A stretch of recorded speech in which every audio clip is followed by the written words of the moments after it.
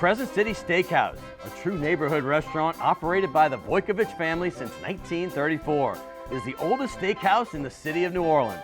Serving only hand-cut, prime-aged, corn-fed beef for over 80 years, Crescent City Steakhouse has become a dining destination for both die-hard locals and adventurous travelers who seek traditional, timeless New Orleans cuisine. Crescent City Steakhouse, 1001 North Broad, on the corner of St. Philip, in the heart of New Orleans.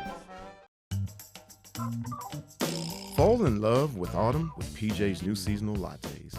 Our pumpkin latte brings you all the flavors of a pumpkin pie with hints of cinnamon and nutmeg, like your favorite holiday dessert in a cup.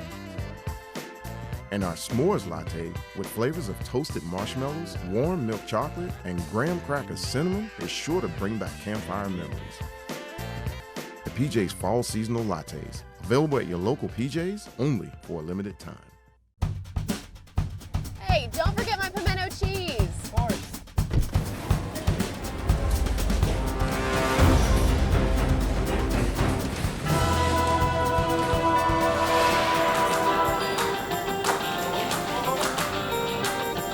It's okay, I'll take it from here. Hey, the guy get a seat! For the love of palmetto cheese.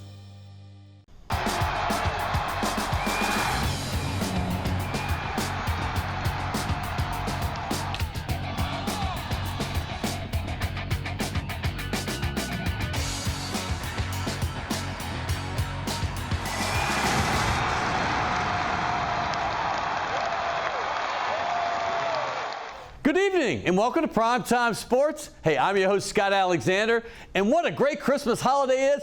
The weather outside might be frightful, but in here it's going to be delightful because we have a great show for you. Let's start with the Saints real quick because the Saints, they've been a bane to our existence so far this season, but they're still in the playoff hunt. Can you believe it? With the 21-18 victory over the Falcons on Sunday, they're at 5-9 and literally only one game out of first place. There's a three-way tie for second. Carolina, Atlanta, and the Saints are all 5-9, and Tampa Bay is 6-8. So it's not likely, but it's still possible that the Saints go to the playoffs. But how about this great thing? The Saints and Falcons have now played 108 games, and they're 54-54. They've evened it up, all tied up. But take that one playoff game out that they lost in 1991. It's 54-53 in the regular season. The Saints have the lead right there. How about it? And also, the rivalry has been so good over the years. We're going to talk to my man Frank Duffy in detail about some of the great games, from Big Ben to the Grover Clemmer interference call, the phantom right there, to Mike Haynes' hurt thing, to a game like the Steve Gleason block punt, the legendary play. We're going to talk about all these great games and more later on. But how about the NFL this weekend? How fabulous was this? All 16 games played, 32 teams, 16 games, no byes. You had the average margin of victory was 5 points. There was only 2 games that were over 10 points even, and that was an 11-point game the Bengals lost, and they came back from 17 down. We'll get into some of that in a second, and there was 112. But this was one of the greatest weekends. We're going to start on Saturday because that was the greatest comeback in NFL history. We all remember when the Bills did it with Frank Reich quarterbacking. The Bills did the comeback from down 30 in the playoffs to the Oilers, and they won. Well, this one was 33-0, and the Vikings came back and won 39-36. Spectacular win on Saturday. And later that day, you also had another great game, the Bills in the snow. Crazy game right there. They won 32-29 against the Dolphins on a last-second kick to end it right there. And then Sunday was even better. I mean, the Raiders, how about the crazy game in the Raiders-Patriots game?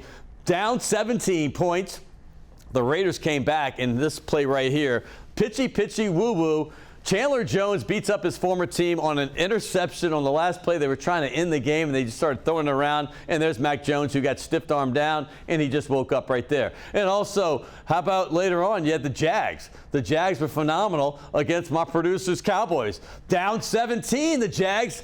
Trevor Lawrence had his first 4-touchdown game. They came back and won 40-34 on a pick 6 in OT. How about the Bengals? We mentioned that. They were down 17-0. They came back and won 34-23. Jolton Joe Burrows, phenomenal again. The Chiefs came back and struggled again against the Texans, and they came back in OT to win 30-24 in a walk-off touchdown right there in overtime. And also, you had the Chargers on a walk-off field goal there against the Titans. So many games, so many great games. The NFL is alive and well. Hey, the Pelicans.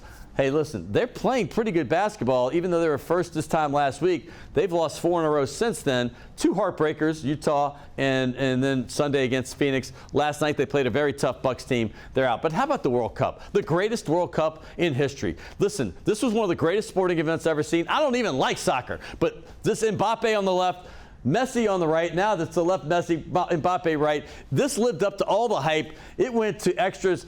France was down 2-0 literally towards the end of the match, and then France got 2 to put it into overtime, and overtime's a 30-minute period, and they each scored 1 in those, and so many chances and great plays, and it went down to penalty kicks at the end. Argentina got its first 4. France only got 3, and they won their first World Cup in 36 years. Messi is now considered, along with Pele, the greatest player in the world in history. So congrats to them. We have a great show, though. Mark Romig is going to tell you all about everything coming to New Orleans. This is Mr. New Orleans right here. He does it all. He's the voice of the Saints, and he does so much more. And also, don't forget, we're going to have JT Curtis, who just won his 27th title, and my man Frank Duffy, who I mentioned earlier. We're going to talk all things New Orleans. Coming up next, right here on Primetime Sports.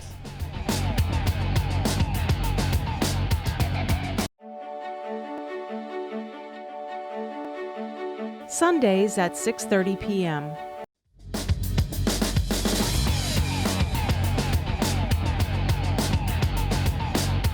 Hey, welcome back to Primetime Sports. Hey, I cannot wait for this show, and Merry Christmas once again, everybody, and Happy New Year. Hope everyone is having a great holiday. Keep warm out there. But hey, my next guest, he's done so much. He is Mr. New Orleans, and I say that because I love New Orleans as well, and I have a guest coming up that's Mr. New Orleans as well. But this guy right now, you know him probably mostly as the stadium announcer for the New Orleans Saints in the Superdome. He's been doing that for a decade now. Can you believe it?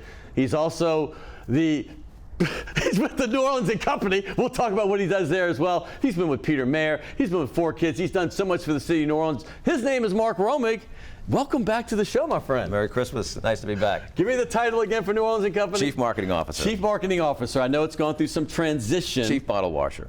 Chief, there you go. There you go. I feel like that's my job sometimes. Yeah. But the first thing I want to talk about is Sunday. How about that? It was a successful night in Jackson Square. This has become a great New Orleans tradition, the caroling I speak of course. I thought you were going to talk about us beating the Atlanta Falcons. No, that too. Yeah. That's next. But yeah, the caroling by the patio planners, they've been doing this since 1946. That's a great drone shot we got. How about that That is one? fantastic. Yeah. They believe it's the largest crowd they've had. The weather was just perfect for the holidays. The Archbishop was in good form with his voice, as was Archbishop Hughes. The Emeritus Archbishop was there. The cathedral looked wonderful. The spirit was great.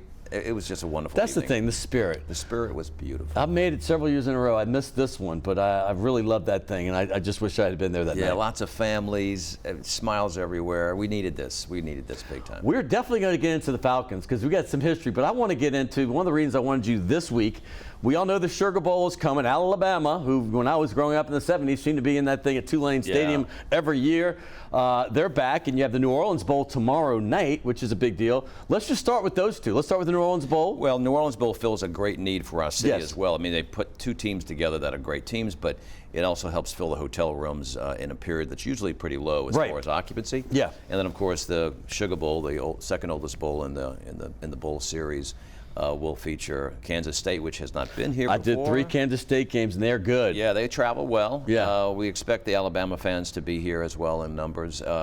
New day. It's going to be on New Year's Eve, which is interesting. 11 o'clock in the morning. In the morning. That's the interesting part, right there. Which means the parade, there's an all-state Sugar Bowl parade, will be the day before that runs along the French Quarter. Yeah, tell people real quick about that. Oh, this is an opportunity for the bands to be there. Yeah. The cheerleaders. We have members of the various organizations that sponsor floats. And it's just another way to be down there with the fans. And if you've never been in the French Quarter with the Sugar Bowl fans, it's a lot of fun. Oh, it's my favorite. I love it. I love going down there. They're looking for a good time, and New Orleans hosts better than anybody. We are built to host in New Orleans, and that's why we do these bowls so well. By the way, y'all, tomorrow the game with great quarterback for Western Kentucky, Austin Reed, and great team with South Alabama. This will close beat UCLA, but they're really good. It'll be a great TV That'll be show. fun. Of course, Alabama's here, Nick Saban, and that. But there's so much more going on around the holidays. It's just fun to be down on the quarter. I mean, that's my favorite thing. I just want to get down there. Yeah, we have packaged this as holidays New Orleans style. Yeah. And it's not only for visitors, but us locals Right. like to get out, enjoy the Réveillon dinners. You've got some great rates at the hotels if you want to have a family staycation. Luna Fête just occurred down at the convention center. It's absolutely stunning. You've got Celebration of the Oaks. You've got the Christmas Fest inside the convention center. The lights in New Orleans, the decorations, it's just a great place to be. Before I get on to some other events coming up in the spring and stuff, what made you the tourism guy? You know, I went to hotel, restaurant, and tourism school at the University of New Orleans. I Yes. was going to be a dentist, and I couldn't figure out the chemistry issue there. So pre-dentistry was not going to be for me. So just, you know, being a supporter and a promoter of your hometown, to me, is just a wonderful thing to do. And it just kind of It's a natural for you. that way. When I think of tourism in the city of New Orleans, I immediately think of you, and that's just a wonderful thing. I was gone for 30 years myself. I knew New Orleans, and that reminds me of a couple similarities we have. Besides loving the Saints growing up, we both worked at the World's Fair. Your position was probably a little more important than mine. I was a bartender at Jed's Lookout. You must have been like the youngest I was bartender 18. I was, around. because my next door neighbor And it was legal Jed. back then to be 18. Was Jed. He owned it. Wow. And I lived literally right next door. And Press Kabikoff, who I just saw literally 4 Great days ago. times. I worked in the protocol guest relations area, and we had it was a wonderful 6 months of employment. I loved it, man. I loved it. And everyone knew they were going to be out of a job at the end, so you had all these people who had all this great experience that went out and did wonderful things after. You were the director of protocol and guest relations. Correct. Can't believe I just remember that. And I wore the pelican costume 3 times. Did you really? Yes, I was Seymour DeFair 3 times. Oh, I might have popped you in the back of the head once when I was getting off work. Hey, also, we both worked in politics in Washington, D.C. I spent 4 years right after college with Bennett Johnston in the Wow, we Energy were and up there Natural at the Resources same time. Committee.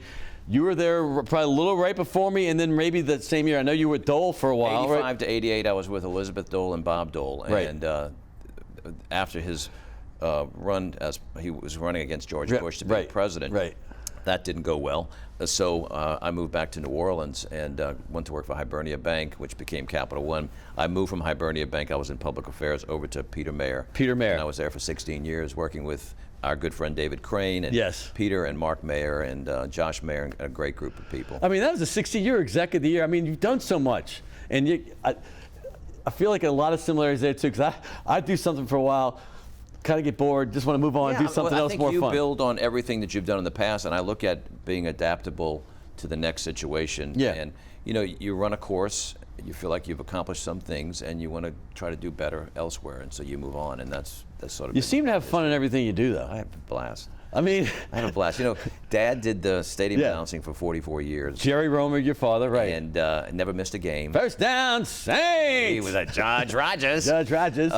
And when he decided to retire, the Saints, I think, didn't want to change the Saints didn't want to change the feeling inside the stadium, and so they went with a voice similar to Dad, and so that worked out really well. And so since 2013, I have been serving as a stadium announcer, and my sister Mary Beth is my spotter.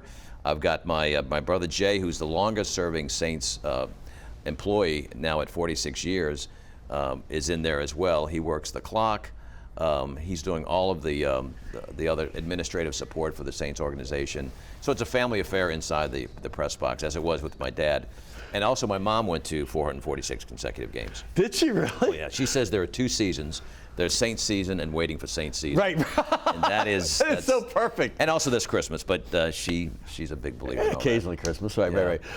And of the other things, real quick, I want to get into some of the tourism right now. Okay. Because I want to talk about the Saints games first, but I want to get this in. Like when you have stuff coming up, we all know Mardi Gras is our big deal, Jazz Fest, French Quarter Fest, all that. Like how does New Orleans company go about promoting this for the city? What do we do? Well, first off, you've got great stories, and what we do is tell these stories around the world.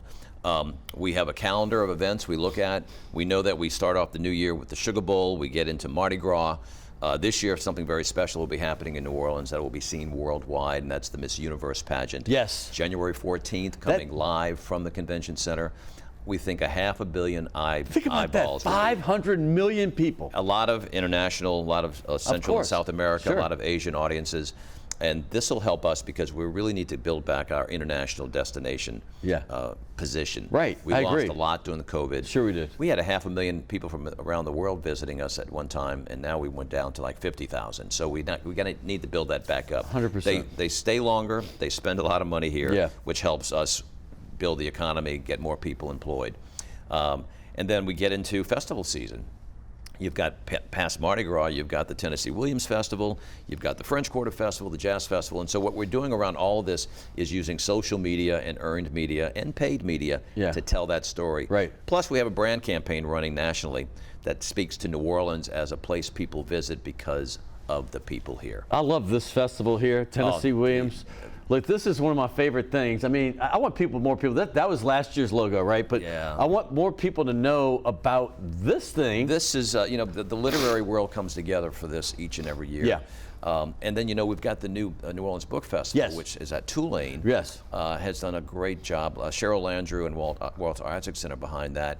And again, that's putting us on the map worldwide, where authors from all over the world are coming here. Okay, is Walter here now? Okay, because I know he's a New Orleanian, but I was in Atlanta when he was the Walter and Kathy are pretty much settled here. Of course, they're international. They're speaking. Well, he came to my everywhere. crawfish bowl in Atlanta. I mean, I was working at CNN He's Center. not going to I was turn working down a crawfish bowl. at Turner Sports. This is great. Turner Sports, and that was at that time in the same building. Yeah. And he was down there, and they weren't letting me up to his floor, but I said, I'm a New Orleanian. I got something to invite. And I got up there, and I said, hey, I'm having a crawfish bowl. He goes, what day? What time? Exactly. I'll be there. I mean, especially in Atlanta. And his wife Kathy is involved with New Orleans Entrepreneur Week and Idea Village.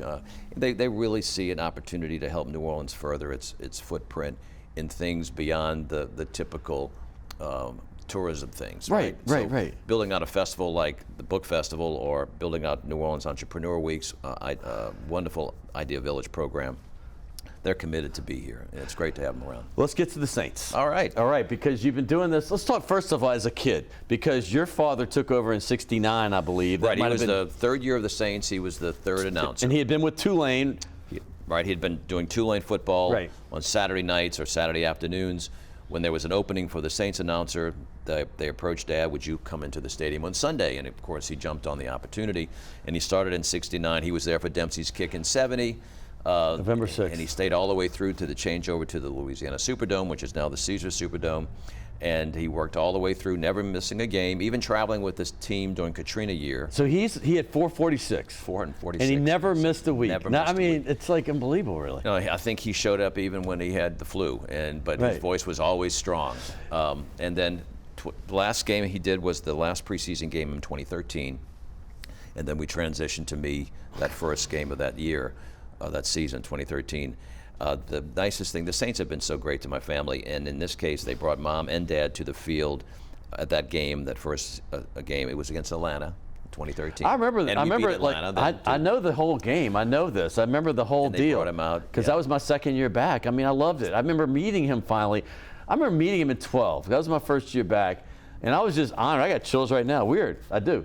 Because that voice is something I grew up with at Tulane Stadium, having been basically a guy that lived within a mile of that stadium, going to all the games. And then into the Dome, obviously, over the years. And even when I was out of town, I flew in back all the time. So just being this guy right here. Another fact about Dad is that he also announced Tulane basketball for several years. And he coined the phrase, cheese fries. Oh, really? Because when I think Tulane would get to like 99 points, you could take your ticket to O. Henry's and get an order of cheese fries. Was this the Phil Hicks era? Are we talking about in the late 70s? Or are we talking this was moving like the forward? 80s. And Yeah, if it was O. Henry's, it had to be a little bit later. Yeah. Maybe during the Perry Clark era? I don't know. It was Perry Clark. Perry yes. Clark, all right. Yeah. That was a good run. Everybody was hoping for that 99 points because they'd get the cheese fries. So, okay, if you don't count the playoff game that the Saints lost to the Falcons in '91, the Saints have now overtaken the Falcons for the first time, I believe, since we won the first game and we were up 1-0. 54-53. 54-53. The Falcons fans will be quick to say, hey, it's 54-54, and I don't blame them. But regular season is 54-53, and it's a momentous occasion in a 5-9 season. Sunday's victory was just so important to the city. We Everything. really needed it The on so morale. many levels. So many levels. And it was an exciting game to be part of. And we go on to our next game. It's going to be a little cold up there, but Below zero with the wind chill. yeah, It's going to be like. But those are the games that we really, I think. I come feel together. good. I don't know. I'm the eternal optimist. I got blamed a You lot of have that to being in, but just being like, I remember when I did radio for a little while, they're like, you're too optimistic. I mean, I'm like, I don't feel like I have to be down on everybody. I think that's the person I am. I like to be, Yeah. but and I don't look at without reason. I'm just like, look at the loss. The glass is Tampa half Bay was full, half crazy empty. No, we loss. got to be positive. Right, but I mean, it's not like we've been getting blown out all these games. I feel like the Saints have a chance. All it takes is Tampa to lose 2. We win the next 3. It's possible. And on top of that, too, going to a Saints game is pure pleasure. Yeah. Ranked all the time at one of the top fan experiences Yeah. because the game day team puts together a great show, and everyone comes together. Falcons fans, Saints fans getting along. They do a great job out in Champion Square. The building, as you know, is being renovated as we speak. It'll be even better by the time we reach the Super Bowl in 2025. It's just a great Sunday. I mean, you've done it all. I mean, you've worked on the Super Bowl. I mean, like Super Bowl 2013, you had a big role. You were the Sugar Bowl committee chairman back, I think, the Katrina year, right? Yeah, I mean, yeah. I mean, you've done so much in sports and out of sports, and I love the whole thing with New Orleans. But when you look at, and don't think about this, when you look at one moment in the Saints' history that you think of immediately. I think of the time that they saluted Dad. That's beautiful. That's beautiful. Well, you can't beat that. That's a beautiful moment, man. Yeah. You about to tear up? It's okay if you do, because I tear up all the time. People, I think it's wonderful. It just shows the respect that Dad earned over those years and how much the Saints appreciated what he did. Did he realize it? Like how much? Like if he heard me say what I said about revering him, and when I meet him, no, he would say no. He says, I had the pleasure. He was a sports writer. He wrote the States Item. Right. From the early age. Didn't he do something with WDSU too? He was at Channel 6 for 19 years. Yeah. But I think if he could have been full-time Saints announcer, that's what he would do. He just loved it. I mean, he lived for those Sundays. Do you? I do. Yeah. I really do. So what's your earliest memory being in that dome and going back with him? Or not the dome, Tulane Stadium. What's your earliest memories of working with Dad? Yeah. I think it was the first Super Bowl in New Orleans, Minnesota, Kansas City. Yeah. And he was announcing that game. Hank That's Stram. when they would let the local announcer do the Super Bowls. And he allowed Jay and me to be up there, my brother Jay, to be up there in the stadium in the press box. And it was cold. And there was a little space heater there. And just being there and experiencing that with Dad and just watching him call out, Doctor number 443, please report to your exchange. Those days when that's how they... Yes. That's dude, I'm going to say this. I saw programs at 9 years old at Super Bowl 9. I'm always the same year as the Super Bowl. Yeah.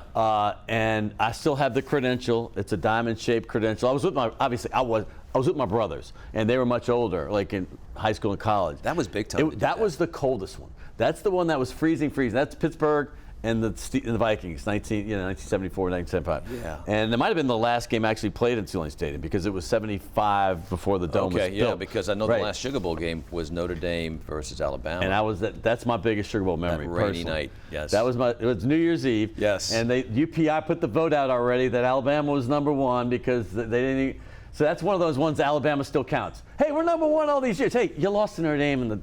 But that's because that one. Bear Bryant, Ara Persigan. That's it. Of course. A classic. Please. We give gifts. It's been my pleasure to have you on. I don't know if you remember Task Performance, but this is the softest shirt that. you'll ever put on. Thank you so much. Trust me on that. That's that bamboo.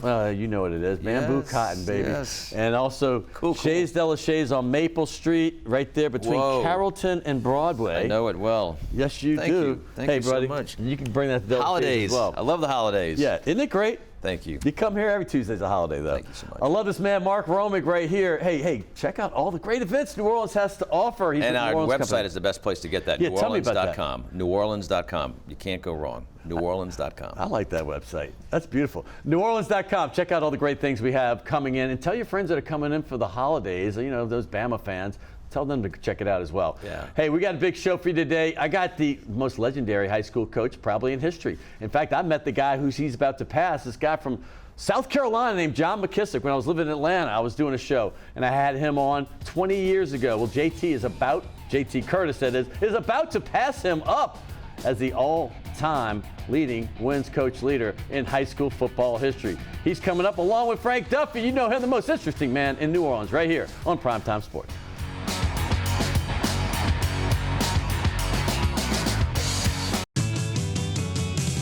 Rock and roll will never die. It's old New Orleans, my oh my.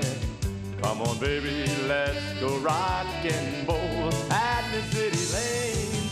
All night, let's roll, let's rock and roll. Baby, do the rock and roll. At the mid-city lanes, the home of rock and roll.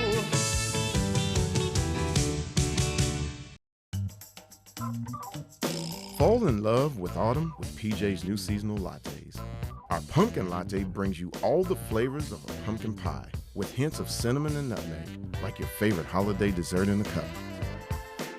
And our s'mores latte with flavors of toasted marshmallows, warm milk chocolate, and graham cracker cinnamon is sure to bring back campfire memories.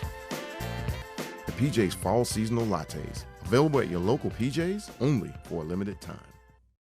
The owners of the Delachey's Wine Bar on St. Charles Avenue have opened up their newest creation uptown on Maple Street called Chez Delachey, a new local wine bistro featuring a larger menu of small and large plates, a brighter atmosphere, and full table service. Additionally, patrons can enjoy a large patio out front as well as an extensive wine list offering selections from around the world. It's Chez Delachey, 7708 Maple Street between Carrollton and Broadway.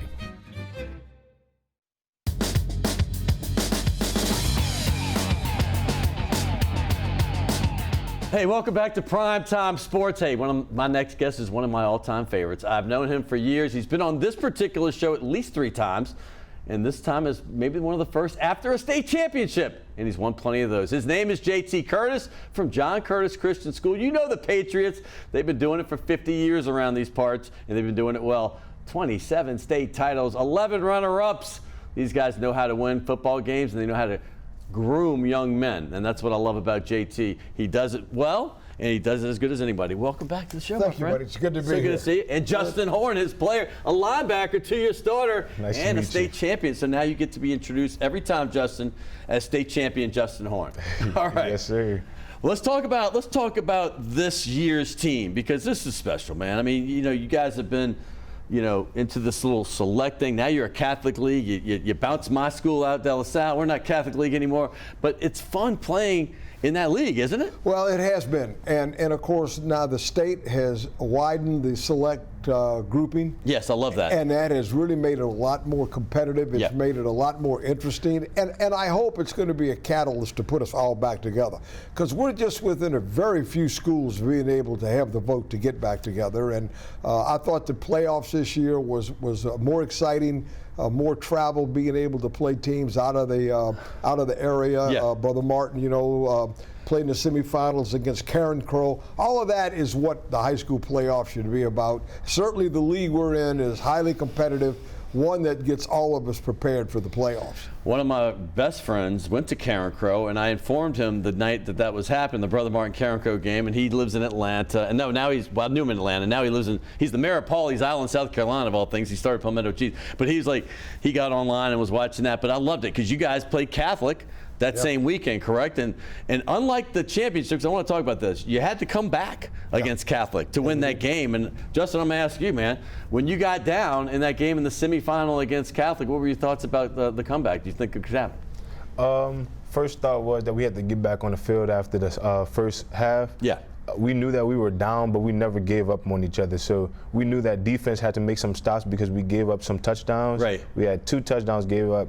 And when it was time to get back to the second half, we knew as soon as it's kickoff time, we knew that it was time for us to get down and get ready to win. Well, let me say this. You learned a lesson about letting them score in the first half, because against Brother Martin in the championship in the Dome, you gave up like 110 yards total for the game, 23-0 shutout. And I watch Mark Bonice's teams a lot. The Crusaders are a really good football team, and I love watching them. But you guys made them look like they were JV. What was that game like in the biggest stage in the Dome? It was amazing. I think it could have been better on both sides, but defense-wise, our D linemen and D ends, they had an almost perfect game. There's you celebrate right there. Almost, there you go. Yeah, but defense and D line, I couldn't do I couldn't do my job without my D-line and D-ends. So I just thank them, and I'm proud of our DBs too. We had a shutout because everybody did their job appropriately and right. So we walked in and knew what we had to do, and we executed it. You certainly did. And Coach, I love that you play. I don't know what your speeches are before the game, but you play says we could have done better on both sides of the ball. It was 20-0 at halftime against one of the best teams in the state, if not one of the top 2 or 3. Were you happy with that victory? Oh yeah, there's no question. And, and the big mantra at halftime was the comeback of Brother Martin, because they've done it. They've done it. Yes, twice. they have. They did it against Woodlawn of Baton Rouge, who was a good football team, and they came back and they did it, of course, against Karen Crow. And of course, our big thing at halftime was make our adjustments, because there were some things we needed to get cleaned up. Offense, try to continue to control the football, keep them on the sideline, because I didn't want to see Lambert with the ball in his hands too much, or Leonardo with the ball in his hands. And then the defense went out and played extremely well, and were able to keep them out of the end zone in the second half. And that was a credit, as Justin said, to the play of the players. And you can't minimize the adjustment of the defensive coaches. And we've done a really good job of that the entire year, being able to adjust at halftime and maybe go back out and slow things down a little bit, give our offense a chance to win. That happened in the Catholic game and also in the Brother Martin game. As you know, I travel every weekend to do games with Tim Brando, so I don't get to watch the games anymore. I love high school football, and I don't get it, but you know what I do? I get to see every Sunday night, because I tape a DVR, Friday Night Football with you and Ed Daniels, and it's one of the things I look forward to, honestly, when I watch that whole hour, and it's phenomenal. Now, one thing I noticed about your team this year, and I'm not saying you didn't have it every year, but it seemed like this year your team speed was off the charts, in my opinion, just from watching the highlights all season long. Can you comment on that? We've had fast teams in the past. Right. This football team certainly could match speed with anybody, and Justin was a big part of that. Justin, just so you'll know, is a nationally ranked hurler, and finished last year. Which ones? 110 hurdles? The 110 hurdles. 110 hurdles. My son did that in Georgia too. Yeah, 110 hurdles. He was 5th, 6th in the country last year. I love that race, man. That is an athletic race. Oh, you've got to be not only fast, you got to be physical. Yeah. You got to attack the hurdle. Long legs help. That's right. Yeah, my son was 6'3". And of course, coming over, we were talking about it, and he said, "Coach, I'm going to shoot for that first spot." And I think athletically he has the ability to do that, and he has the work ethic that'll allow him to have a chance. Well, that begs my next question. I know you're looking at schools right now, and you haven't made your final decision. And I've heard Texas Tech. Are there other schools? And then when you consider that school as being part of the track team, part of it? Yes, the track team is a part of the school. I just finished an official visit from Texas Tech. It was a beautiful site. College-wise, I made my decision to commit to Texas Tech. Oh, you're going to Texas Tech? Yes. Nice. Well, I had a show that started this whole commitment thing, and now it's gotten nauseating. But we did it back when Peyton Manning did it kind of unofficially. He just looked at our camera in Atlanta and said, "Hey, I'm going to Tennessee." And then he winked at the camera and said, "I think I made a good choice."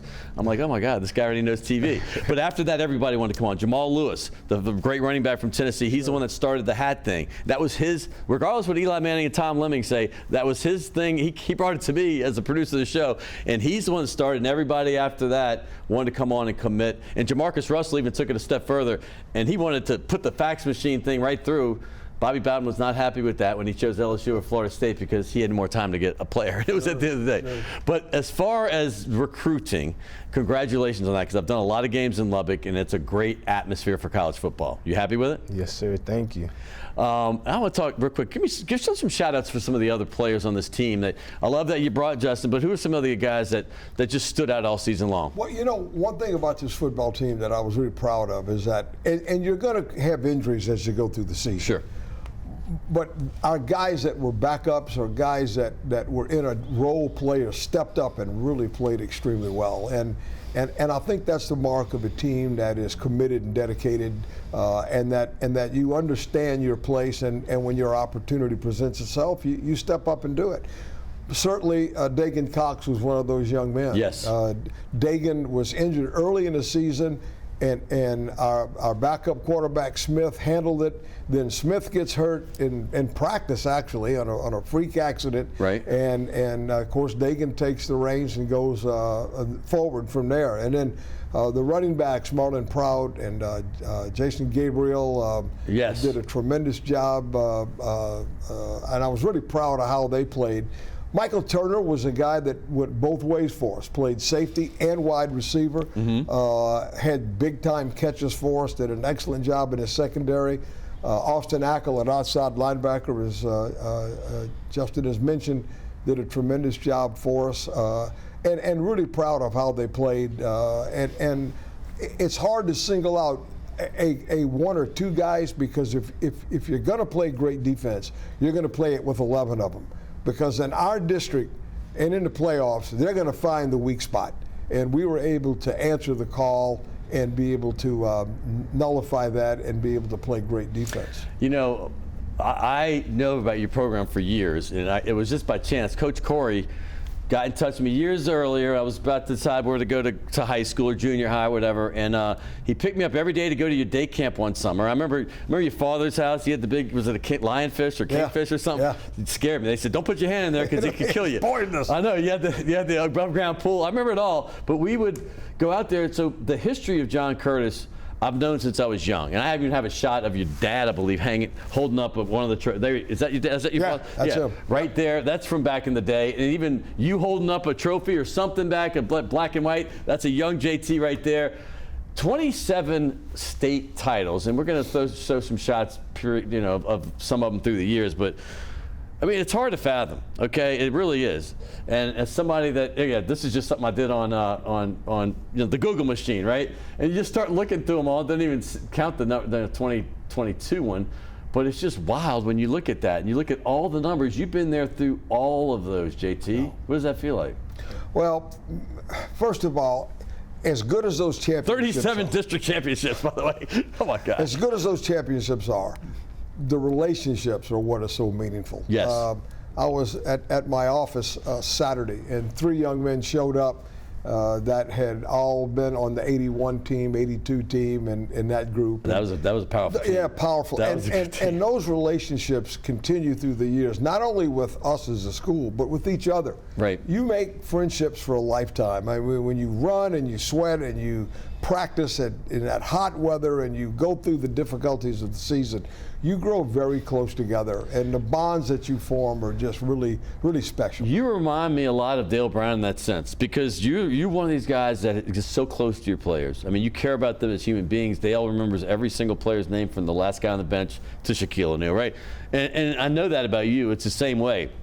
And as a player, Justin, I mean, do you feel that warmth? I mean, the history of these guys, you're part of something huge. I mean, this is not just the 2022 team and you playing since, 2019 or wherever you started. You're part of this huge John Curtis family, the Patriots. What's that feel like for you? It feels great. Coach JT we never seen him get mad at us or shut us down on any type of way. He always encourage us and always have energy with us. But yeah, he'll always be there for us, even when we lose. Come back the next day. Wait, before we go home after the games, he makes sure that he talks to us and prays and tells us that that has nothing to do with the championship season. Get back ready for tomorrow and get ready for the next week. That's nice. That's a nice tribute, by the way. And by the way, I've never had a coach not get mad at me, at least a few times. I had a few coaches get very upset. So is that true? You never get mad at your players? Well, I mean, come on. Mad is not the right word. Right. I get upset sometimes when they don't do the things that I know Right, that's they're a difference. capable. Mad and That's upset different. are different things. Yeah. No, I'm not going to get mad at people. Right. Look, life's too short, man. It's too precious. I agree. And my relationship with those players is too important to get mad at them, because I never want them to feel like that they can't come to me or to one of our coaches and share a problem or a difficulty they're going through. And I think that relationship is so important in any athletic, but especially in high school. Because they're still in the formative years, and we want them to be able to always know once you're a Patriot, you can always be one, and we're always going to be there for you. Coach, since I've moved back, I mean, it's been a decade. I mean, I consider you a good friend. I see you at restaurants. I mean, we seem to cross paths a lot. I love your family, Jeff, and the rest of your kids. And I've watched this whole Curtis thing go, but I'd be remiss not to bring this up because I don't know if I'm going to have you on before you break that significant record. It's the all-time wins for coaches in high school football history. This is not just a state record, it's a national record. And about 20 plus years ago, I did a special on the guy that you're about to break. His name's John McKissick, Somerville High School. John looked like, and this is no offense to John, but when I was doing this thing 20 years ago, he looked like he was 100. And I mean, you still look like you're 60. And you have 615 wins, man. I mean, that's crazy when you think about this. I know you're humble and you're not going to say, hey, but this has got to mean something. It does. And the reason it does is because it means something to all these guys. Right. It means something to every player, every team. And I'm a firm believer that every person that put on that uniform was a contributor to 100%. the next win. Yeah. The foundation is so important. It's a biblical principle. You build your house on a rock, it's going to stand through the tough times. You build it on the sand, when the tough times come, it's going to crumble. And we try to build it on the rock, and of course that's, as you know, from a Christian base. But the bottom line is to let these players know that we trust them, and they want us, and we want them to know that I trust them and they can trust us. And together we're going to be able to accomplish. Whatever happens, the next game is going to happen. Like my dad used to say, hey man, the sun's coming up tomorrow morning, and we're going to be ready for the next day, and that's what we try to live by. And whatever happens with these wins, we're going to thank the Lord and move forward. JT, since COVID, we've been signing not black, and that's my new thing. It's colors, and the blue pin is over there, but we're going to sign that after. You're going to have a blue one in there. But I got presents for both you guys. Justin, this is Task Performance. It'll be the softest shirt you ever put on, I promise you. Task Performance, the New Orleans company. And I didn't have any blue ones, but this is a cool green. I think you're going to like it. Yeah, that's beautiful. And then, thank you very much. And then we have gift certificates for a restaurant called Chez de la Chez. It's uptown. Thank you. Yeah, just go get a bite to eat. Hey, there's no eligibility issues right here. This is just TV show. I'm no booster. He gets more than a bite to eat, I can promise you. I've seen him put it away. That's pretty good. Well, hey, by the way, what is your size? Where are you? I'm 6'2", 201 pounds. I mean, you run like you're about 170. I mean, seriously, on film, I mean, I watched you, number 10. I mean, pretty impressive. Thank you so much. Congratulations, man. Look forward to doing it again. Absolutely. Hey, I'm going to hold you to something. Right before or right after you break that record. All right? Let's do it. Let's do it. Maybe a week after, if you're all right. Hey, man, what a pleasure this was. JT Curtis, hey, if you don't know who he is, you're new to town, ask somebody. Or at least Google him up. That's what we do these days. Congratulations to the Patriots for that 27th state title. What a great time it is to be a John Curtis Patriot. Hey, coming up next, we've had him here recently a few times because he's so much fun to talk to. Frank Duffy, a New Orleanian that's probably been to more Saints, LSU, and Tulane games. I'll bet anybody out there watching this that he's been more than all y'all the last 5 years ever. Period. Bar none. He's at home and road games. He goes to them all. He's here again next. We're going to talk Saints-Falcons history, some nostalgia, and we're going to talk about all the sports that you love most here in the city of New Orleans, right here on Primetime Sports.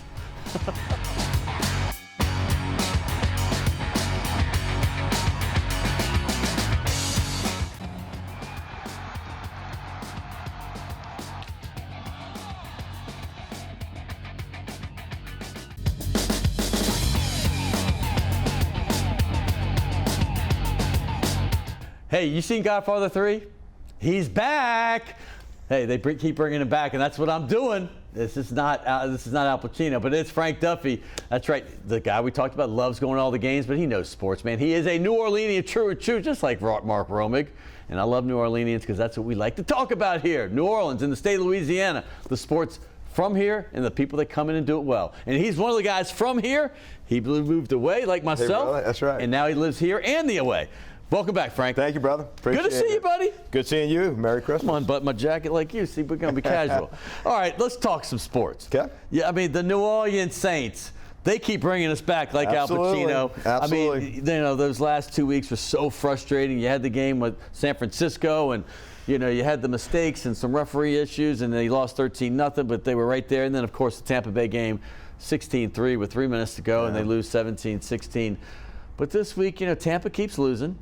And then the Saints pulled one out against the Falcons that they probably should have blown them out, but they're in the race at 5-9. Well, walking into the Dome, I kind of summed it up like you were going back to the racetrack after a race that you just had your horse wound up getting taken down from on an inquiry. It's like, man, how do we go back in and cheer for these guys again when we had that game in Tampa Bay won? Yeah. And that was the feel of people going in. But you know when it's the Falcons, Saints fans are going to get up and they're going to get going. And during that game, you could feel this groundswell. And there were empty seats. I mean, there were. Sure. But let me tell you, when it's Falcons Saints, down the end, that game has a little excitement toward the end. It certainly did. And when that fumble with Drake London, I jumped up like somebody shot me. And we were sitting right there. And I was with our good friend Matt Chernoff, who's from Atlanta. Right. So sitting with the enemy, and we were right there. When Taysom didn't get that first down, he jumped up. And I was like, for a throwaway game, we've had a lot invested in this. There's a lot invested. You know? I mean, Roby, got the pop out. Obviously, I think Evans knocked it out. It was that's what usually has been happening to the Saints. And they pulled that one out. And they were in field goal range. That thing was going to be a tied game. I mean, they were definitely within Koo's range. No question about it. And here's the thing. Money. The crazy thing is, we've been saying they've been out of it for a long time, but Tampa Bay leads the division, as everybody watching this knows, at 6-8. All three other teams are 5-9. You lost the 2 to Tampa, heartbreaking. Yeah. But you have a chance to beat the other 2 in 2 of these last 3. They believe so. Correct. No, maybe they got Carolina, they got Philadelphia, they got Cleveland. We just have to have a 2-game That's right. They already differential. beat the Falcons twice, right? So you got Carolina. Philadelphia's going to be a tough one. Yeah. But any combination of the Saints 3 wins and Tampa 1 loss, or the Saints 2 wins, Tampa 0 wins. 2-game differentials. 2-game differential, because they have a tiebreaker. Correct. Point being is, can it happen? Absolutely, it can happen. Right. Absolutely, it can happen. Now, it's going to be tough going up to Cleveland. It's going to be rough weather. It's going to be a minus wind chill. But -0 wind chill, you say? Yeah. The Saints play really well, though, in those cold weather games. They always have. And we got a good running game. We got to feed Alvin Kamara, right? And you never know with Philadelphia. It's always a bloodbath when we go up there. And I don't know if it's me. Does it seem like we've played up there like 5 straight years in a row? Every time you turn around, we're going up. It had been pretty lately, but they're 13-1. They don't necessarily have to win anymore. That's they got the Cowboys this week. Hurts.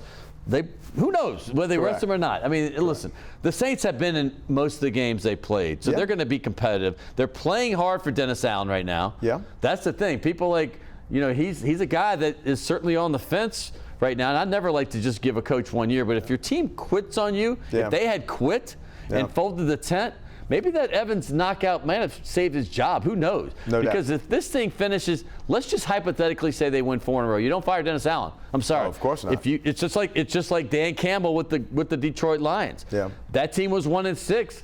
He was in the firing year, and all of a sudden they've won 6 out of 7. If you finish strong, whether you go to the playoffs or not, you have to keep him. And our defense can play really good ball. And look what the offense did. Those first 2 drives, man, they went right down Atlanta's throat. So we've got the talent to put this, 3-game streak, this last 3 games together. Now, whether they do it or not, it's another story. Yes, it's an uphill battle, but it's certainly doable.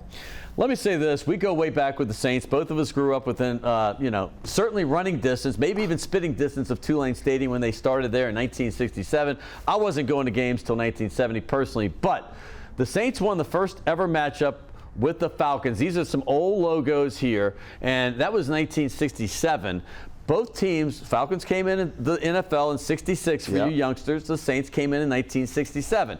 They didn't play twice a year at that point yet. Correct. They were in a division called the Coastal Division, which people probably don't even know. But, then they were in the NFC West, which is the most poorly named division because Atlanta and New Orleans was in it with San Francisco and L.A. But let's say the NFC South rivals, because that's what they are. They're the 2 premier teams from the South. We don't count Florida because that's and let's face it, we had a shared ineptitude. We did. So it was beautifully shared. And the year the Falcons first went to the playoffs is when they robbed the Saints twice because the Saints finished 7-9 in 1978. The Falcons finished 9-7 in 1978 because of 2 2017 losses that true robbery.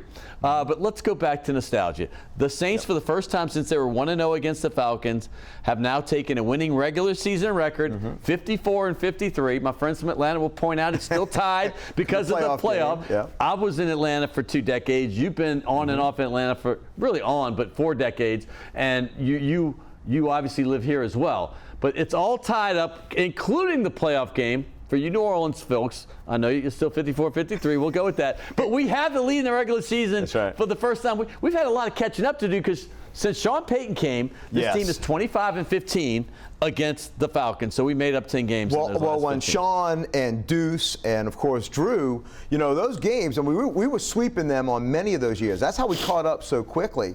But we were both in Atlanta for all those games when Saints fans would come up. We have a lot of them at our houses. So great. We host them. So great. It was such a wonderful time being out there. And I have always said this is the best good-spirited rivalry in sports. It's not Yankees-Red Sox where there's animosity. There's not the venom or the like you got Cincinnati and Pittsburgh. I wouldn't say it's completely good-spirited. Well, we don't punch each other in bars when we see each other. No, we don't. Yankees and Red Sox fans will do that. But there's good barbed comedy back and forth. Going back to when we would go to the games in Fulton County, the Atlanta guy would go down there when they would score and he would step up, get on the dugout of old Fulton County Stadium and do a stand. And then the Saints would score, he'd jump up. But by the fourth quarter, they were all hugging each other, drinking wine together. I mean, it's just a good rivalry. Well, I had some great times living in Atlanta because my kids, they were all born in Atlanta. They hate the Falcons like they're supposed to. Mine too. LSU, the animosity with Georgia Bulldogs is not as much, but they're true LSU fans. A couple of them came down here to go to school. But I'm going to tell you where my animosity started. And I've said this before on this show, but I'm going to do a reminder. 1973, I just came from church. It was September 16th. And I didn't have to look it up. I know the date because it was a miserable day. Because I was it was hot. And the temperature said something like 89. It was 109. Trust me. I had my church clothes on, straight from Carrollton Presbyterian. Went to the stadium, and with my aunt, my dad, my mom, and we're sitting in the crowd, and it was burning up. And the score was like 35-0 at the half. It ended up being 62-7. And we're the family that doesn't leave games, which really made me have some animosity with my family as well, because it was so hot. And from that moment on, that's the game right there. They were throwing the ball in the fourth quarter. I'm like, we needed Whitney to say a prayer for him because it was an ugly day, brother. He wasn't praying as much back then, but yes. But it was ugly, but that is the root of my Falcons hate. How about yourself? The big granddaddy of them all, Big Ben. Oh my God! It's a shame to see a 17-year-old actually cry. I mean, I left the dome and I was right in that corner where the ball was tipped, and Alfred Jack. I was like, you got to be kidding me! And we thought. By that time, we were just starting to get really good. And we had a lot of guys who were going to the Pro Bowl. I'm about to say, we had 7. Yeah, I know. Tommy Myers was in that picture. He was the defensive player. We had every skill position player go to the Pro Bowl. Archie Manning led the NFC. I mean, we thought we had arrived. And in that game, we had it. We had it won. In fact, we were up 13 points with like a minute and some odd left. So they scored. Then they got the onside. And when I tell you. Oh, we had to punt, but when they came back on the pass, when they threw it 57 yards. It was almost like you could see it. It stood in time, and the ball just went straight and right in his hands, and the place went deafening. Because back then you had some Falcons fans, but it was mostly Saints fans, and the groan in the Superdome was almost not until matched with the Rams thing. I'm telling you. No, this was bad. This was as bad as it gets. I was 13, and then they went back 2 weeks later and played them. That's right, and we got it got screwed by that referee. That's exactly right. Interference call. Yep. The game was over. It was a phantom interference. I'm just saying. Most people don't remember that, by the way. Only Archie Manning, by the way, was the NFC Offensive Player of the Year that year. He led the NFL in pass yards. People don't forget how good he was. It wasn't that particular year, but it was right after. Yeah. But then 79. The next possible game is Russell Erxleben. It's 34-34, our first-round pick, and it's not his fault because it was an overtime, and the hike from the center went over because he punted and kicked. And he was from the University of Texas. He was kicking 69-yarders in straightaway kicker, in college. So it didn't work out. Okay, but the ball sailed over his head, and he picked it up, and he threw like a feeble pass, and they got it. So my hate for the Falcons in my adolescent years was heavy. Oh, no doubt. Because they were beating us in these stupid kind of games. No doubt. And that, I'll never forget that pass. It almost looked like Garo Upremian when he did it's the exact thing I was going to say. But I knew like 90% of my audience, I was going to say it and I stopped myself. I was going to say old man, remember that. In the Super Bowl. In the Super Bowl in 73. Miami against the Skins. Super Bowl 7. That's right. There we go. We might as well have a show together. And the bad thing about it was it was another one of those games where we had it salted away and then it started drifting and drifting and drifting and we got to that oh man, you gotta be kidding. We knew how to let games drift. I don't even want to bring up the 35-7 lead we had to the Raiders on Monday night. I forgot to even put that as iconic. Oh my gosh. Kent Stabler came back and beat us 42-35. Sure did. How about the playoff game in '91? I'm bringing these losses up. Too legit. Legit man. To quit. Andre Rison, Deion Sanders. Michael Haynes, the killer, the New Orleans from killer, New Orleans, man. right here. He gets the bomb to beat the Saints. And the bad thing was that was our first division championship. Yeah. And they came in as the wild card. And we should have just smoked them. And they blew us out. That thing wasn't even close. No. It wasn't a blowout. No. The Vikings was a blowout. Well, no. I'm talking about when Atlanta, when we played them in the playoff. No. Oh, I thought we. 27-20. Oh, I didn't think we had a shot. Not a blowout. I think we had a shot. Maybe another time. No. You can't give Falcons that much credit. Maybe I'm counting when Deion and we're gonna run out of time. MC Hammer went high stepping down the sideline. Not the playoff game. The 44-10 was the blowout in the Saints-Vikings playoff game. I remember that. Yeah. The playoffs don't even bring up those 90s playoffs or 80s, 90s. Henry Too Tough Thomas as a nose guard. Eagles and then the Bears. Yep. We can talk all about it. But the one, let's get the great memory. The most iconic Saints-Falcons game to me was 2006. First game back, the rebirth. Oh, yeah. Most of the young Falcons, everybody should remember this one. Yeah. Steve Gleason's famous block. I had never had more chills in my life, and this is a fact, than when this play happened and the dome erupted. I've never sat at that point up in the terrace, and I sat way high in the terrace because I flew in, didn't have tickets, and I just got what I could get. And I had the greatest time of my Saints life until we went to the Super Bowl at that game. That was the greatest, no doubt. But I also like the time when we played, I think it was 87, when we went and played in Fulton County Stadium, and this is when we were just starting to really get good, and we beat them. I think it was like 37-0. It was a blowout. It was one of my first times up in the Atlanta area. We're talking about the fun blowouts. Go ahead, keep going. But that to me, and in fact, you remember Touchdown Moses, who would always be at the game, right? Yeah. Well, he was so elated, he jumped out, ran on the field, and then they had him in an expose in Atlanta. He was down in Atlanta City lockup. Yeah. I love it. That's a true fan. These are some iconic moments right here from back in the day. This is in the rivalry, man. Tommy Myers. This goes way back. I mean, we got Derlin Moore just crushing people. Big 74. Right, there's more right there. Yes. Barkowski was a former first overall pick. Sure. But some of those years when Michael Vick was young, and I loved it because we beat I remember like being with my kids and they were young, and he shot the bird at the stands. Yeah, the Falcons fans were booing him in Atlanta. I was living there and I brought my kids we whipped their butt. And then my other favorite was the Monday night game when Petrino lost to the and the Falcons were terrible, and he left. Snuck out in the middle of the night. He snuck out. He didn't even go to the press conference. He was out at Louisville the next day, and then this wasn't even the end of the season. I mean, so the Saints-Falcons thing goes way back. And, I was even thinking about talking about the Pelicans, about LSU's bowl game against, obviously they play the game against Purdue, and, of course, Tulane. But we did that recently. So we literally just did 16 minutes, and time's up. But you have any parting words before we get this go? No, other than it was a great year for LSU. I love the year that Tulane's had. I hope they go to the Cotton Bowl and put one on USC. And, look, man, the Saints, it's going to be a tough rebuild. It just is. I hate to say it. But, I think Dennis Allen has got to get this team, at least these last 3 games, playing well, whether we get into playoffs or not. But it's a must as a foundation for Mickey to build on next year. I said this in the tease going to the last break. This guy's been to more Saints games, LSU games. I'm talking about home and road. He's got his RV. He gets there, puts a big pot of gumbo, sometimes jambalaya, gets some red beans and rice rolling, and it's just an event. And he goes to all of them. And you're not just a fan. You talk sports in Atlanta on the radio. You do all that. So We love you here down Thank here. you, And he lives here in the Pontalba half the time. Is that legal? Yeah, yeah, okay, good. yeah. So he's down I here. got a famous neighbor. His name's Teeny. So she's got some company. But anyway, moving forward, Frank, here's a Taz shirt. Your closet's Thank getting you, man. full. Maybe one day we'll have a show together. Who knows? Let's you do that, brother.